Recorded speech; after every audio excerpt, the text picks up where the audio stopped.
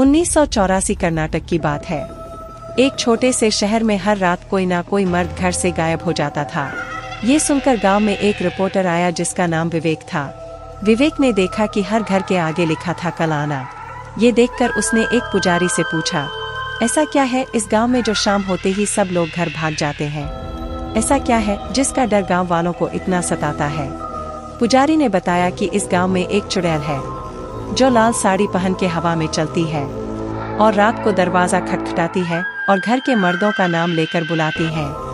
और जो भी मर्द घर का दरवाजा खोल देता है वो मर्द उस चुड़ैल के सुंदरता के जाल में फंस जाता है और उसके पीछे पीछे उसके साथ में चला जाता है और लौटकर कभी नहीं आता। तब से ही हर घर के बाहर लिखा जाता है कल आना।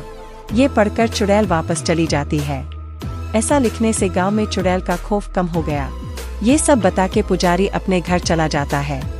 यह सुनकर विवेक खुश हो गया कि कल अखबार में अच्छी खबर छापूंगा।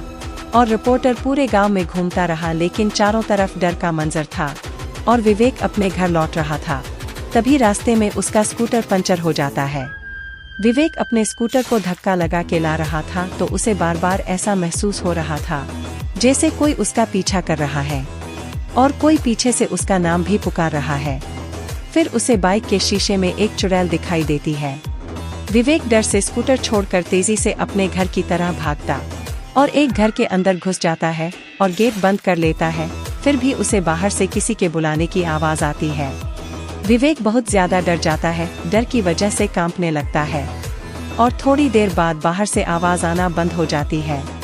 विवेक बाहर गेट खोल के दिखाता है कि बाहर कोई नहीं है और उसके बाद फिर अगली सुबह अपने घर में बेहोश मिलता है और कुछ दिन तक गांव में चुड़ैल की कोई खबर नहीं आती है। लेकिन आज भी हर घर के बाहर लिखा जाता है कि कल आना, क्योंकि गांव के मर्दों को बचाना था। अगर आप लोगों को यह वीडियो पसंद आई हो तो फैक्ट गुरु प्रिंस को सब्सक्राइब करें।